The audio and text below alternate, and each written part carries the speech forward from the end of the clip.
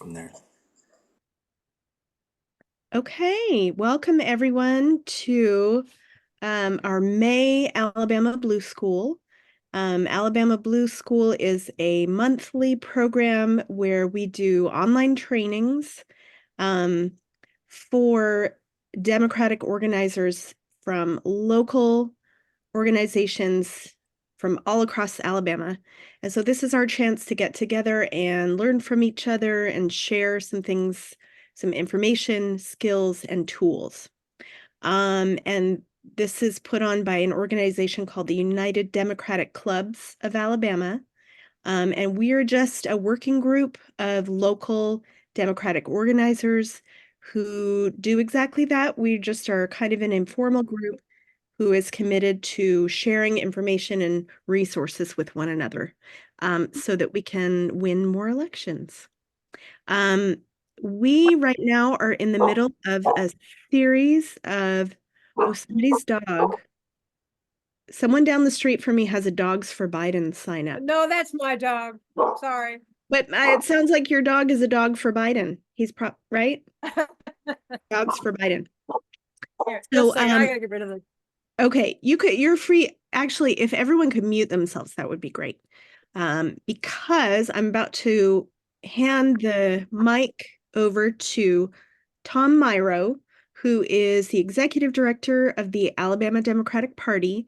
And he is right in the middle of a series of presentations for us. And the theme of these presentations is all the steps and the sort of programs that local Democratic organizations need to have in place in the run up to an election. Because as we all know, we're in a very fun election year. So today we're going to be talking about training. And I'm going to hand it over to Tom. Thanks for being here, Tom, and thanks to the rest of you for being here. Awesome.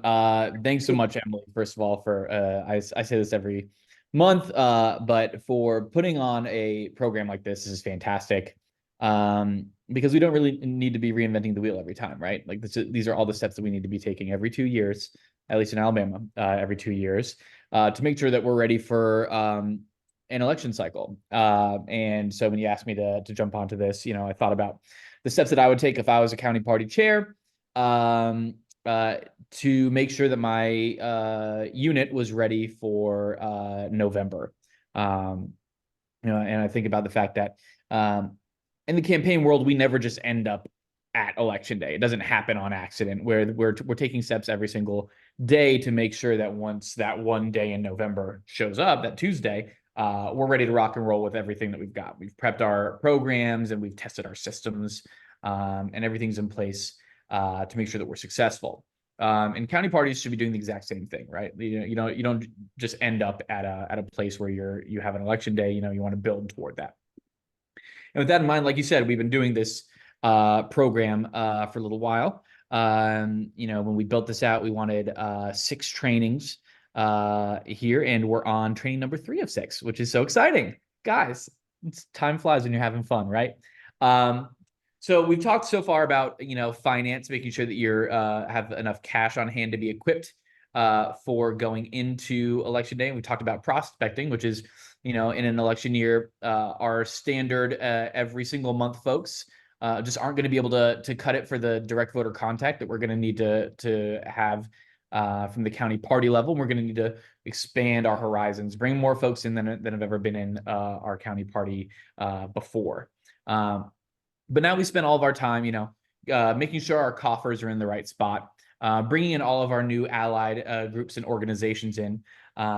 We have all these people who are activated and ready to rock and roll, right? But what do we do with them? These coordinated campaigns, they don't just jump into being ready for election. They make sure that their volunteers that they're recruiting are trained and prepared for the most important thing that we can do to help our candidates out, which is direct voter contact. So training is what we're going to talk about today, and you're absolutely right. It's one of the ways that we can make sure that when we go out on the doors and we're representing the campaigns that we care about, that we're doing so in the best and most effective and most efficient way possible. So practice makes perfect, right? Training your core group of volunteers in effective volunteer recruitment and retention techniques, and letting them train your wider group of direct voter contact volunteers will ensure that everyone's on the same page about what works and what doesn't ahead of these mass volunteer actions that we're going to see coming up in October and November for these major campaigns. But training is muscle memory, right? It's why basketball greats take thousands of free throws a day because practice does make perfect. And training our teams on the most effective ways to knock doors and have conversations with voters will ensure that when the campaigns come calling to you guys, that your volunteers will be ready to go. But that also means that we need to make sure that the folks we have on deck who do these trainings, who are equipped to host these trainings and to train our volunteers, know effective ways to teach our systems and to teach our scripts. So where do we even start when we're looking at our training program for a county unit, right? Figuring it out can be pretty difficult. But as county level leaders, there are a few things that you can think about when you're trying to develop your own training program.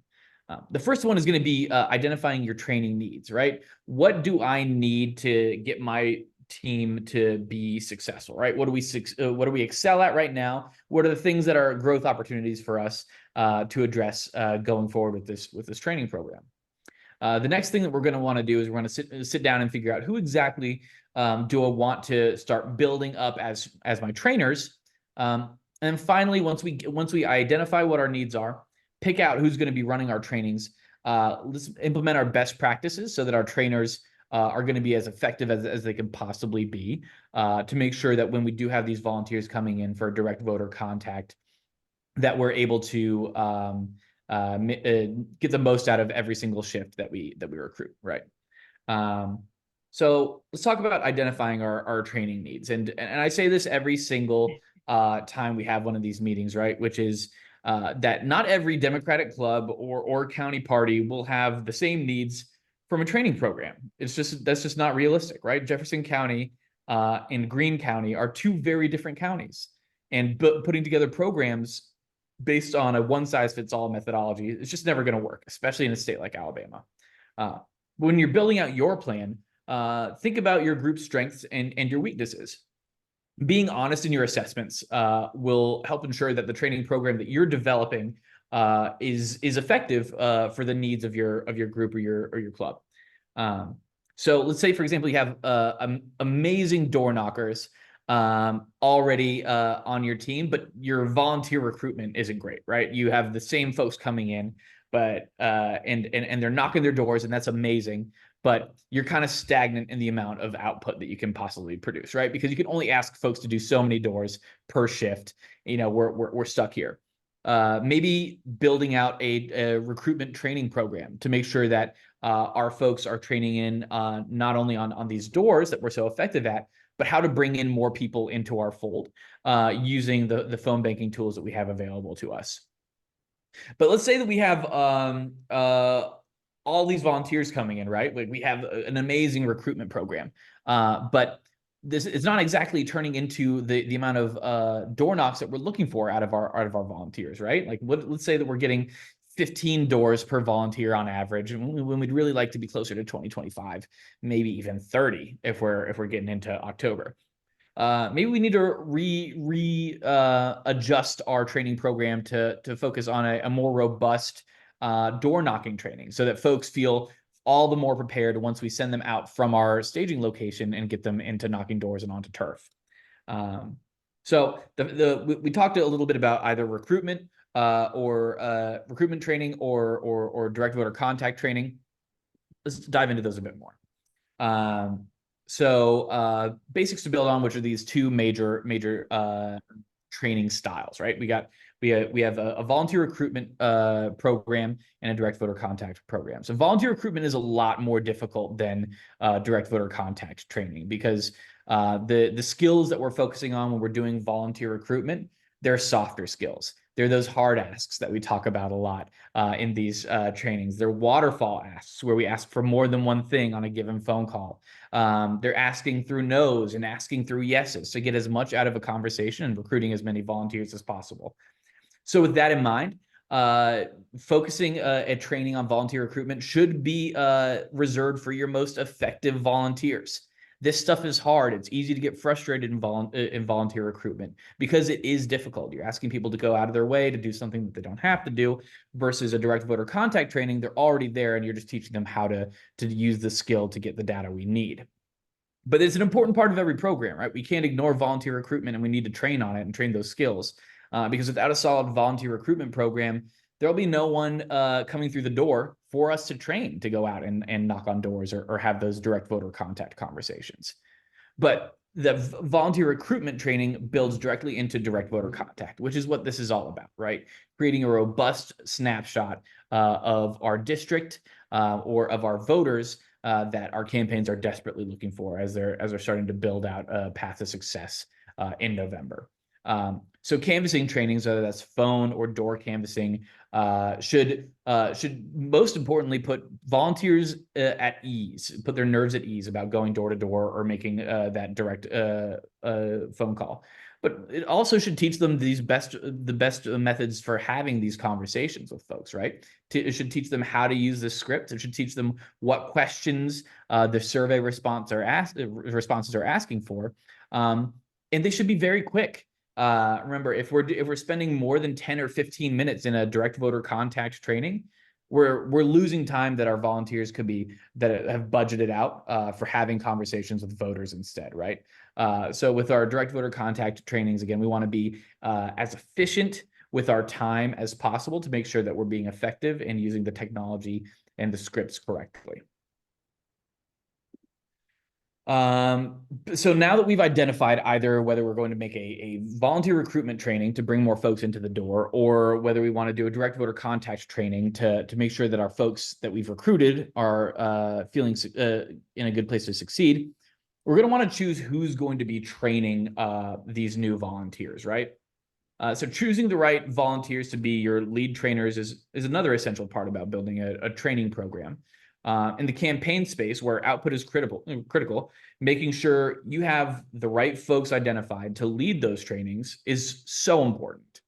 A lot of folks, when they're initially getting involved and they're trying to pick their trainers, they go to their best door knockers or their best phone bankers to be their training leads, and that's a good place to start, right? It makes sense that we're learning from the folks that are most effective at that. But there's some other ways to think about picking your trainers too. Let's go ahead and flip out and let's do a little bit of a think out and a share. Who do you think, Emily? Who would you think about when you're trying to pick who's going to lead your trainings as an organization, as a club, as a county party?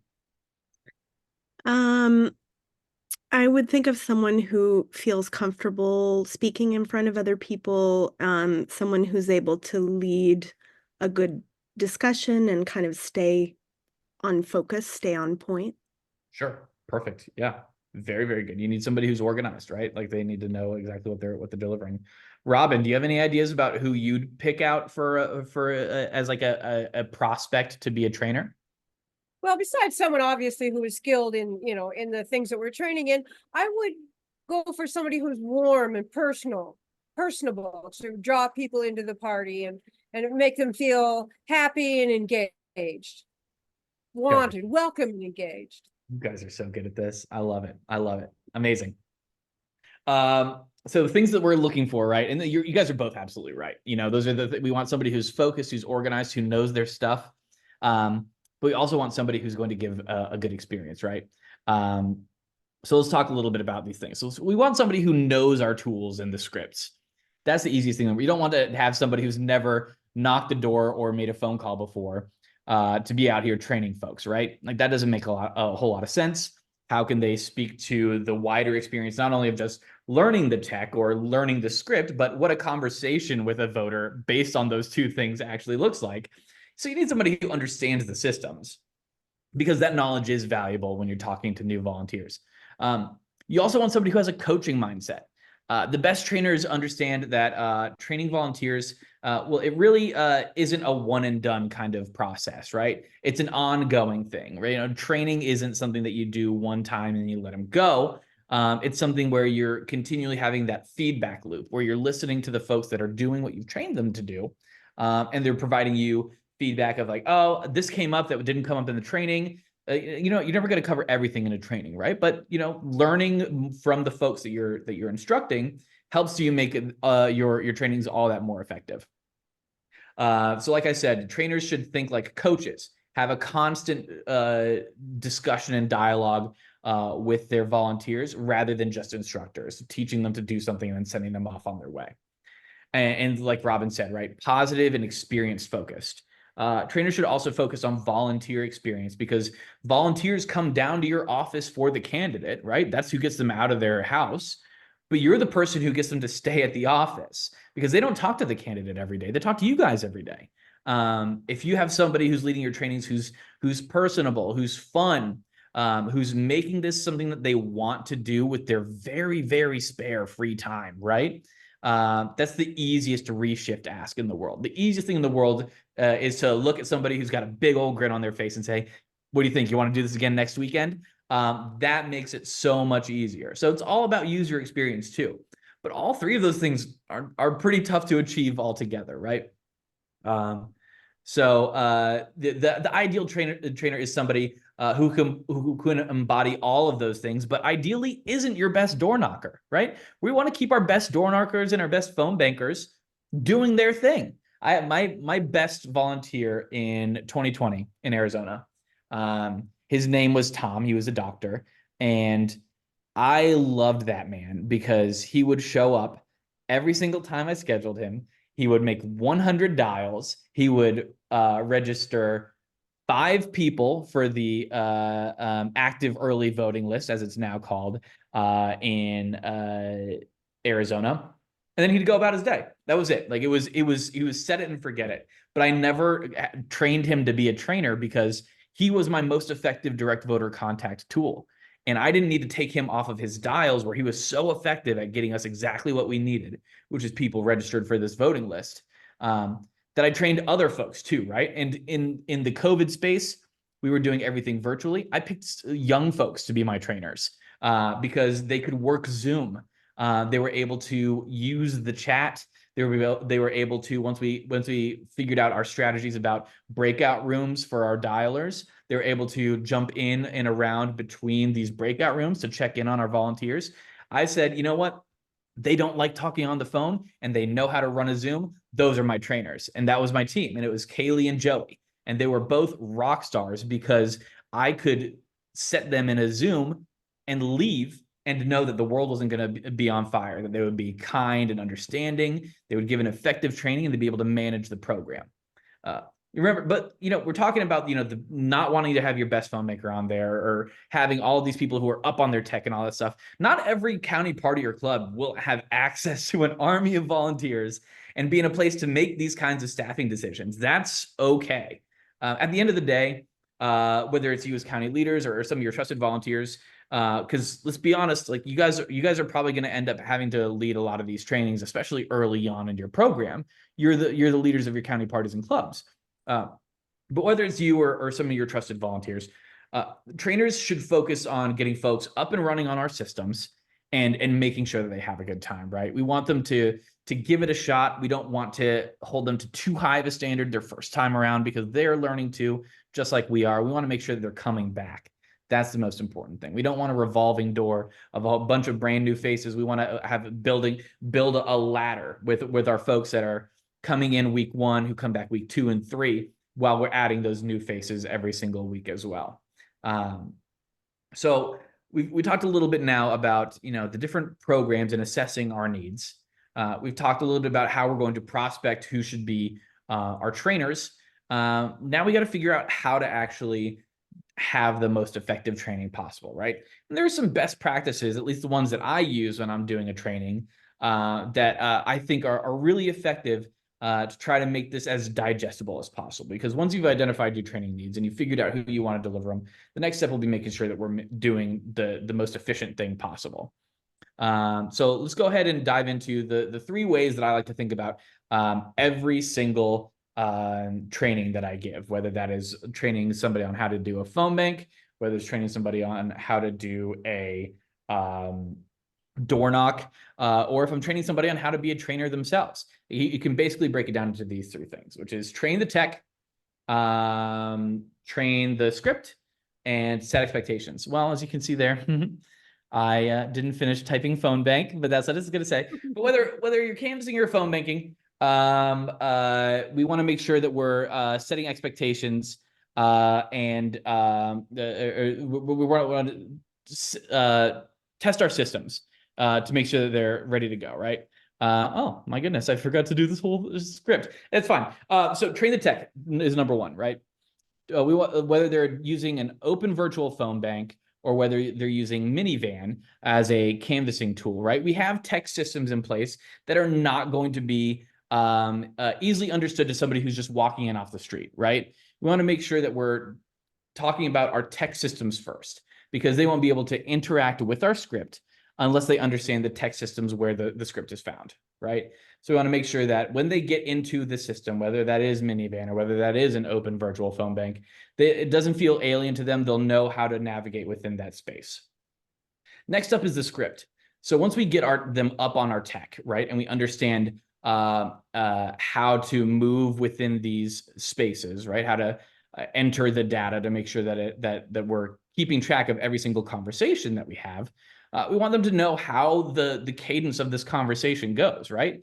You guys are going to be the experts on this. And so you'll be able to let them know, hey, when you have a conversation with a direct voter contact person, say it's like we're talking to flip Republicans, right? And these are moderate Republicans that we think we might be able to talk into voting with us this time around. You can tell them exactly how that conversation is going to go, and you can tell them the ways in which, you know, we want to identify whether they're going to be supporting our candidate. Here's how I have that ask that question that it feels the most natural to me in the conversations that I have. So we want to train the script to make sure that our folks understand not only what's written down in front of them, but the questions that they need to have asked, because there will be those drop down questions that you need to have solved.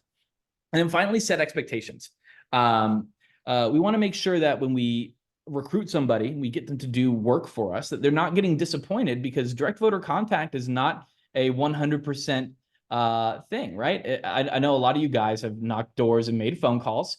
And you don't talk to everybody at every door, and you don't have a conversation every time you dial a number.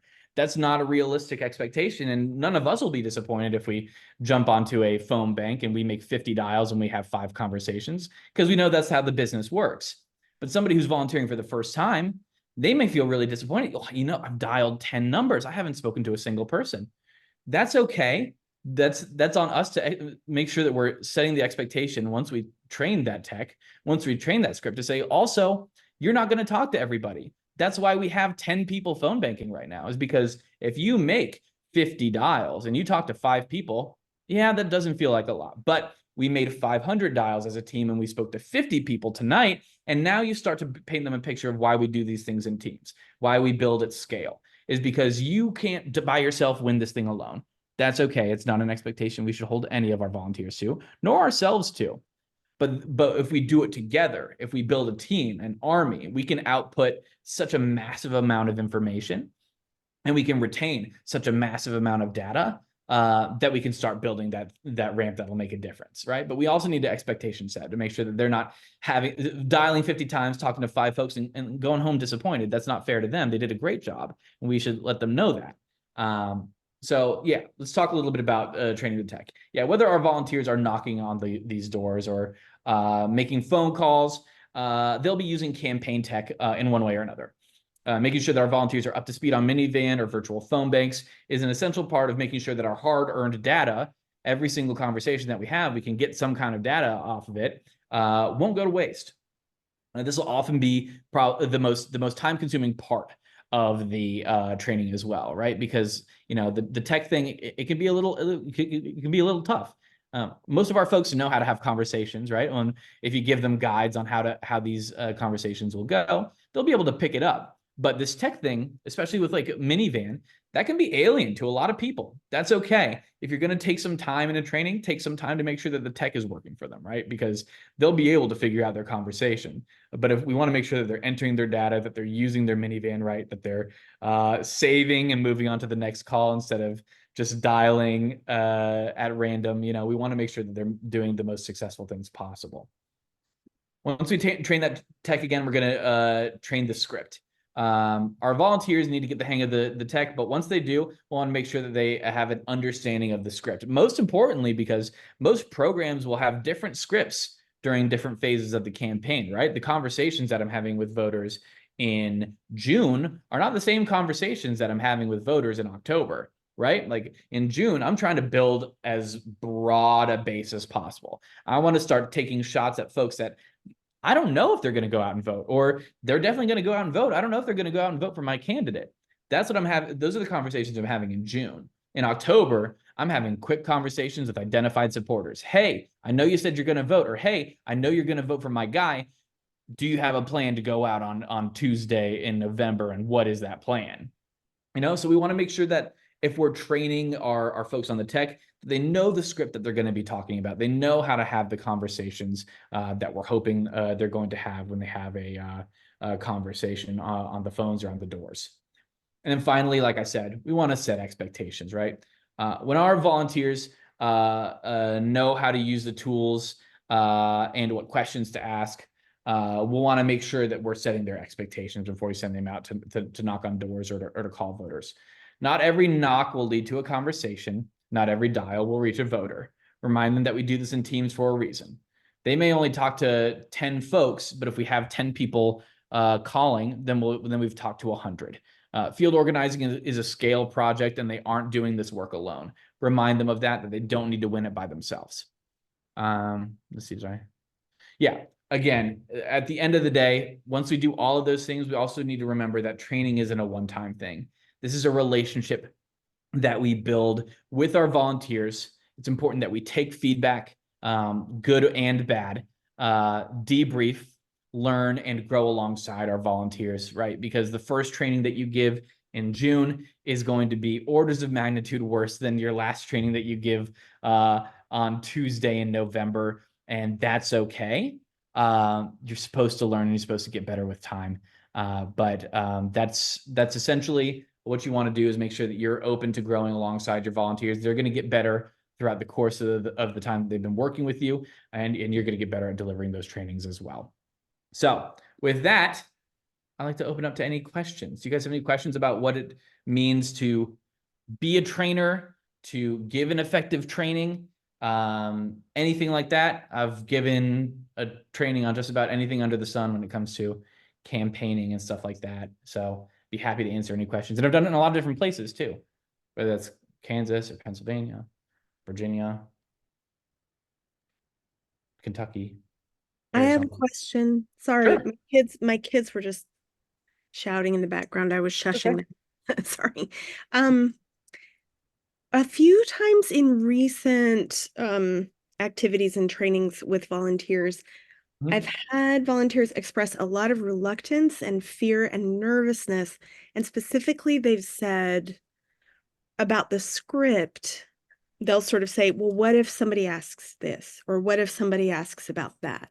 And what I think they're doing is feeling that they need to be super knowledgeable about everything before they can start doing this. Do you have any suggestions for responding to that? Yeah. So it depends on the context of the conversation, right? Like if this is a program that you own, say that you're doing a mobilization around a county candidate where the candidate, all their answers to every single policy question, like it's the back of your hand. Then the way I would direct them is to say, hey, let me give you my number. If you get asked a question on the doors that you don't know the answer to, so there's a boilerplate answer that's always right, which is tell the volunteer not to make stuff up, right? That they obviously don't need an MPP or an MPA to go out and knock doors. We don't need them to be making policy decisions for our candidates if they don't have an answer to a question. That's okay. The best answer is say, honestly, I'm just volunteering. I don't know the specifics to that one. I would tell them to pivot to a reason why they do go out. At the end of the day, this is one of the most important things that you can convince somebody when you're knocking doors or making a phone call, is why you're taking time out of your day to do this for somebody. So if you come up on a policy thing that you don't know the answer to, pivot to, I don't know exactly where they stand on this, but here's why I'm out knocking doors, is because their stance on abortion, which is something that matters to me. Pivot to something that that you trust where your head's at on that specific policy issue. And then if it's a local candidate and they can reach out to you and you would know the answer on that policy position, tell them to give you a call. Text me. You should be as a trainer, you should be doing that anyway to make sure that you're a resource while they're out on the doors. But if we're talking like a federal candidate, right, where like somebody asks about what is their position on Dodd-Frank, it's like banking reform, like first of all, like really is this the hill that we're dying on? It's like no, but if their position is like what is their position on Dodd-Frank or something like that, it's like I honestly don't know. I'm here knocking doors because knocking doors for Democrats because they believe in democracy, and that's what matters to me. I think that the American democratic product is the greatest thing that human beings have ever accomplished, and that's why I'm knocking doors. So I can write this down in the notes, and the campaign will see it, and hopefully they'll put together something for you, but I can't answer that. At the end of the day, for volunteers, there's nothing wrong with not being an expert. There's nothing wrong with not having an MPP. That's okay. It's not an expectation. Just don't make anything up. We just don't want a conversation headed at the doors to be something that our candidates have to be held responsible for. It's a tough one. It happens all the time. But always, it's you're not an expert. Don't make stuff up. That's okay. No one expects you to be an expert. That's fine. Great question. I think Marcia, did you have your hand up with a question? Marcia. Let's go. Marcia already knows everything. I can't imagine a question that she Exactly. That's what I think. Sometimes when she asks me questions, I feel like she's just humoring me. At the same, she's like the checks are clearing to Marcia. The plant is The working. question is just about Vote Builder. Sure. A lot of the stuff you're talking about doing training and tech and things predicates on the fact that the county club or party has access to Vote Builder. Right. And has been trained to be able to train people on Vote Builder. Sure. And I think the question is procedural. Sure. How do people get it? Yeah. How do people afford it? Is it part of they better put it in their fundraising plan? Is it going to be that expensive? And it's just basic Vote Builder access question. Yeah, Vote Builder access. Great question. First of all, let's talk about campaign finance in Alabama. So for the most part, our county parties exist as state PACs or political action committees. In Alabama politics, according to Alabama code, PACs cannot transfer cash to each other. It's illegal. It's called a PAC-to-PAC transfer, and it is a crime. Now, if there is the purchase of a good or service from one to another, which would be the kind of transaction that would happen between, say, the state party's state PAC and who owns Vote Builder and the county party's state PAC. Now, that is a different thing. Don't ask me why. Again, I'm no lawyer. But for some reason, if there's an exchange of cash for a good or service, that makes it not a PAC-to-PAC transfer. Don't ask me. I retain counsel on this, and this is what they tell me is the answer here. But the way a county party would go about requesting Vote Builder is they would either email Felix, our voter file manager, and there's I believe on the website a way to request Vote Builder access online. I haven't done it because I haven't needed to request Vote Builder access, but that's what I'm told is there's a way to fill out online a form that says, I would like Vote Builder, please. And you can start a conversation with Felix. Now, as far as pricing is concerned, it is standard per voter, not for county. So the Secretary of State, I believe, charges half a cent per registered voter for the voter file. we charge half a cent per registered voter for the vote builder access, which allows you to manipulate the voter file, create your lists and things like that. So we are not running a profit off of this. This is a one-to-one purchase. Now, that obviously means that buying the voter file in Wilcox County is not the same thing as buying the voter file in Baldwin County, right? Those are two different places, and Baldwin has a lot more people. Their vote builder is going to be a lot more expensive. But that is the way that we charge it. You know, the other administrations in the state party have done it a different way. They've had, you know, tiered and graduated costs for different sizes of campaigns during primary cycles. Now, that is another way that you can access it too, right? Is if you have a campaign that will give you access to their committee, then that is entirely on them. Once they purchase the voter file from us for their district, great. They can do whatever they want with that.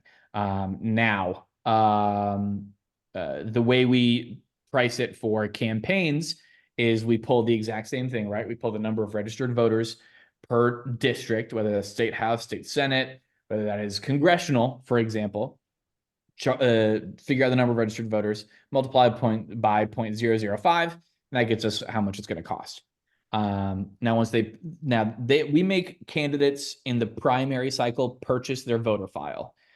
Once they get past the primary, once they win the primary, any additional data updates, because we update every once in a while to remove voters who have like passed away or have like moved out of the district or anything like that. We are constantly updating this file, and they don't have to buy it again, right? You know, once they're our nominee, and if they say, you know what, I'm going to wait till after the primary because maybe I'm running unopposed and I only want to do data work once I win my primary, then they don't have to pay at all. Right. We only charge during the primary. Once we have our nominees, they get voter file access and data updates for free. But that is the structure and that is the cost structure of how we charge for Vote Builder. And there are the different ways that you can access it. I have a follow-up question, and then Richard has a question. Are I- you, oh, sorry. Do you have Yeah. any more, Marcia? I just have a Perfect. follow-up question to my question. Sure. What's the response time if someone applies for a vote builder license or whatever you call it to hear back? So it really depends on Felix's workflow. So Felix is a part-time employee of the party, and he is a teacher in Montgomery Public Schools. So he's busy mostly during business days. But if you have an urgent request that comes through, always contact me because I'll always be able to reach him even when he is at his day job. And now it's also going to be summer soon, and he does not teach in summer school, so he'll have a faster response time there. But if something comes up, if you haven't heard anything, always reach out to me, ping me, and I can always reach Felix to make sure that we're lighting a fire under any particular project. Okay. Quick question before we move on to Richard's question. Sure. Is the state party granting access currently to other entities besides county executive committees, like clubs, for example? Do you know? I'm not going to comment because it depends. Is it a case by depends- case kind of thing? Well, it depends on, you know, like something that, like organizations like 527s, which is considered another political organization. I can't do any business with them at all. So depending on what the fiscal agent that the organization operates under, I may not be able to do anything. But it might be worth it for someone who is with a club. If there may not be any other entity in that county, that might be a possibility to. Absolutely. So by all means, go online, request it. I'm very fortunate and blessed to have the best compliance consultant in the American South working on staff. So Brian Clemens is very happy to tell me whether we can or can't do something legally, which is great. That's a great resource to have. And then I get the fun job of calling somebody and saying, sorry, I can't do business with you. But we will make sure that you guys don't get in trouble. Like we won't give you something if it'll get either of us in trouble. So request it. And if we have to turn you down, we'll have to turn you down. But you will always be open and honest about that and tell you exactly why we couldn't do business with you. But request it and figure it out. But yeah, give it a shot. But I don't know the answer. I don't know depending on what the entity is. Okay, sounds good. Richard, you've been very Richard. patient. Go What's ahead. up, Richard? I was just gonna talk to Marcia for a second about the cost of being cost prohibitive for like county commission races and stuff like that. It's really not going to be an effective tool in those sort of things. Now, if you had like, let's say like the Underwood campaign, which had the luxury of getting Vote Builder because we had no challenger and we were the presumptive nominee. So that helped out our campaign in a lot of ways because we had access to that prior to the general election, and it being a special election, it was a lot harder for us in the first place. So, but I would say for county parties in local elections, unless you were Jefferson County, and I don't know about Marshall, maybe Shelby County has a lot more money than I do, even on the prorated basis of Vote Builder, it's not really cost effective for smaller races. Just my opinion. That may not be one Tom shares, but No, I'm never going to tell you the ways to manage your cash, right? Like, you guys know what your organizations need better than I do. I think there are a bunch of places where, like, if they came to me and they were like, I have $500 and I could either spend it all on Vote Builder or I could do X thing. There are a lot of county parties where I'd say, don't waste your money on Vote Builder right now. Spend it on X program because that's a better use of your. I'm going to buy signs, or I'm going to buy campaign materials, or I'm going to Great. buy Yes. Yes, I will never steer you in the wrong direction because it'll put cash in my pocket. Like, that doesn't make sense to me. That doesn't build trust between us, which is what I'm trying to do. At the end of the day, like, if I'm trying to squeeze my county parties for every single Vote Builder access that I could possibly get, that's not fair to you guys. You're not getting it anyway, Tom. So good work. Good, nice try. We're keeping what we've got. That's fine. No, that's fine. I just wanted. I mean, for Fayette Yeah. County, it would not be in its best interest to spend that kind of money on vote. For sure. It's just For what sure. I'm saying. Yeah, and it's different for different races. Yeah, too. because I don't know the finances of the other county committees, and I don't want to know. Trust me. And Exactly I'm keeping mine to myself too. So, yeah. Yeah. So yeah, it's not, the answer is it's not a one size fits all. I'll never push you to do something that I don't think is a great use of your money. But yeah, you can always ask me that question and I'll give you my honest opinion. Yeah. Other questions?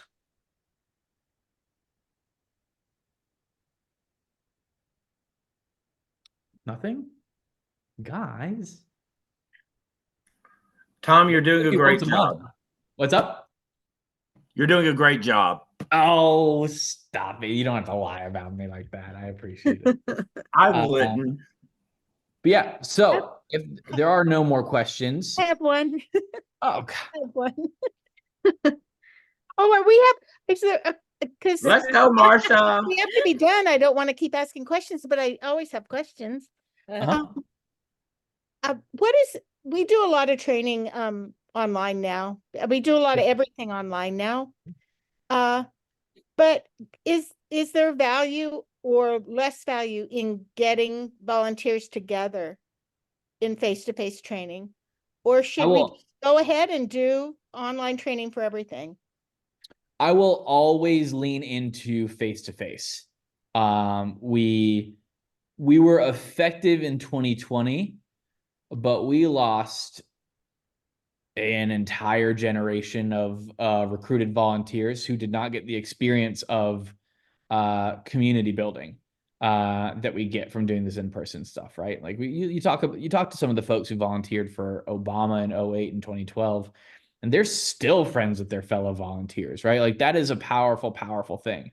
For a lot of folks, like for our county parties who may be looking to expand their networks and bring more people in, bringing somebody in to your organization who's just fired up about this one candidate, and never would have come to a Democrats meeting otherwise, but they come down for this candidate, they have fun, and now they're a part of your organization in a way that they never would have been before.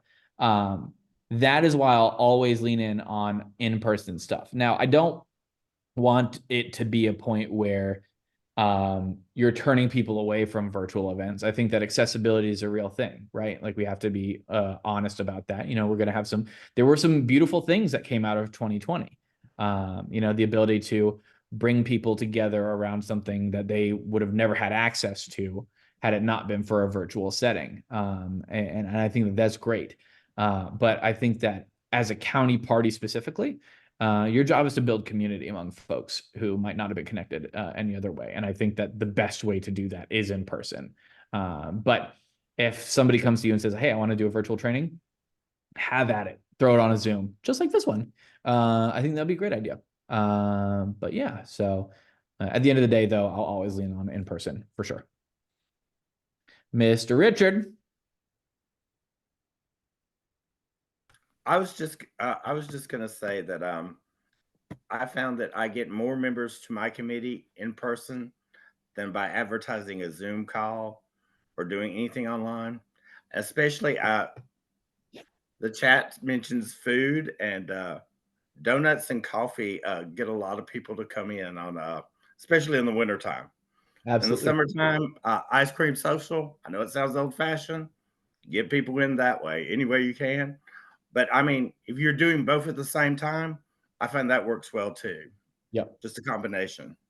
I agree. Yeah. I think the combination is probably the best bet, right? Which is you want to be able to make sure that you're accessible to folks who actually can't get out and make it to your in-person stuff.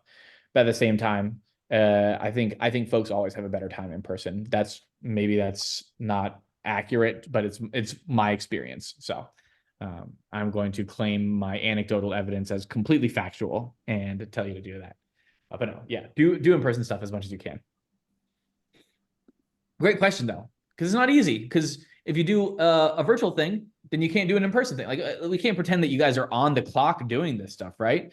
A decision that you have to do a virtual event might be at the expense of doing an in-person event, or vice versa. So these are important questions to ask, because you can't just like have something every single night. Like every other night, we're gonna have one in person, one person. Okay, like we'll have to figure out what we're doing here. So these are great questions, but I would lean in on in person.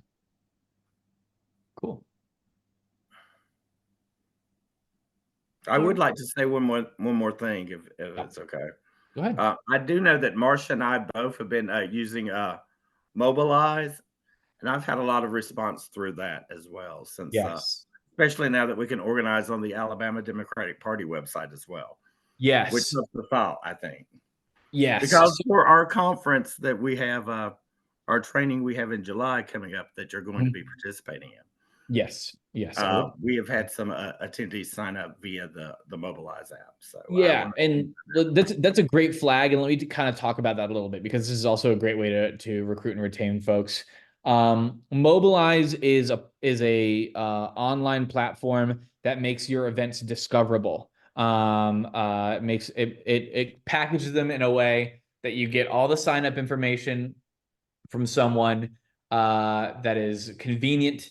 So you can keep track of who signs up for your events, right? Great. It's very easily shareable on social media, which is also fantastic, which is what you want. But the great tool that Mobilize offers is that 2020, we had a ton of Mobilize signups for all sorts of different things, whether that's Joe Biden stuff, Doug Jones stuff. We had volunteers doing Mark Kelly stuff, and all over the country we had folks signing up to do that kind of thing. But if somebody had signed up for something on Mobilize for a campaign that you're completely unrelated to, right? Like let's just say that somebody signed up to do Mobilize for Raphael Warnock, but they were in their house in Fayette County, Alabama, and haven't done anything for the Alabama Democrats or the Fayette County Dems or whatever. Because they had signed up on Mobilize, they will be pushed through Mobilize's automated newsletters, events in your area, Fayette County Dems, regular meeting, Fayette County Dems, ice cream social. If Richard has made those events on Mobilize, they'll be pushed them because they're proximate to them. It's a fantastic, fantastic tool. So not only are you getting like the ability to share this out through your social media, but you are also able to get some small organic growth just based off the fact that there are people who've signed up through Mobilize in all corners of this state who will now be pushed to your events and might sign up because they get those through the Mobilize newsletter. Yeah, great tool. Yes, ma'am. Me? Yes. Okay. Is Mobilize available for clubs? There's Tammy's question. She just said the same thing. I think my answer is going to be the exact same for the Vote Builder, right? Which is like, depends on if we can do business with you. I don't know. I know it's definitely something that we offer at no charge to our county parties, but I have not thought about whether Democratic clubs can have access to it. Let me I Google. believe you can have a Mobilize account via Mobilize for your club. Yes, you will be able, and if you need Yeah. help connecting to Mobilize on the business side to sign up for yourself, I can make that happen. Now, I could also ask the question to see if you could just jump in on the contract that we have too, but I don't know the answer to that, so I can tell you that I'll have to wait until I give you an answer there. But Well, I can that's good because absolutely- I'm using the free version because I'm cheap.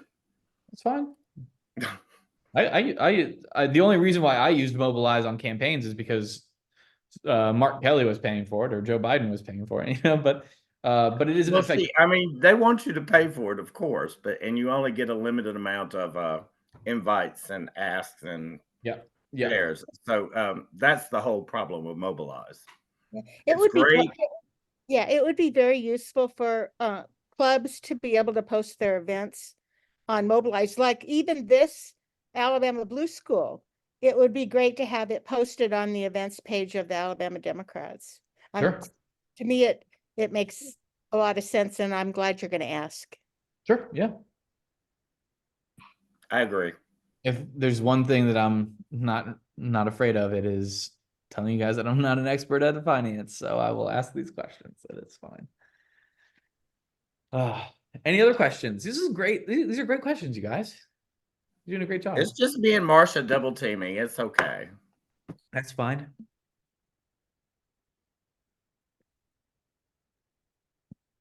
Well, Tom, go ahead and wrap it up. Well, you guys have been wrapping it up for me basically the last 15 minutes or so. But yeah, at the end of the day, we had our questions. I'm going to tell you guys thank you, because thank you as always for hosting. This is a fantastic program, and I really enjoy doing it. It is one of my favorite ways to spend one Tuesday a month. But if you have any questions at all, this is how you can reach me. This is my personal cell number. It'll go to this cell phone right here, which I'm charging right now because I never charge it while I'm at work. But it'll go to my cell, and that is my personal email, my work email. Anything at all that you need, don't hesitate to reach out, you guys. I do this for a living, and so if there's something that comes up that you don't know the answer to, that I don't know the answer to, reach out to me at any time. I'd be happy to help as best I can. I'm not going to guarantee you that I'll have the answer, and sometimes I'll have the answer that you don't want to hear, but I'll give you an answer at some point eventually. So with that, I'm going to put up this It does beautiful mean thing. eventually. Eventually. Okay, Mr. Richard. I'm going to stop sharing my screen. And Emily, the meeting's all yours. That's great. Thanks so much, Tom. Little round. Can we give him a round of applause? And what are we doing next month? Can you give us just the Ooh, ground game. So we're talking about Ground knocking game. doors. Yeah. Okay.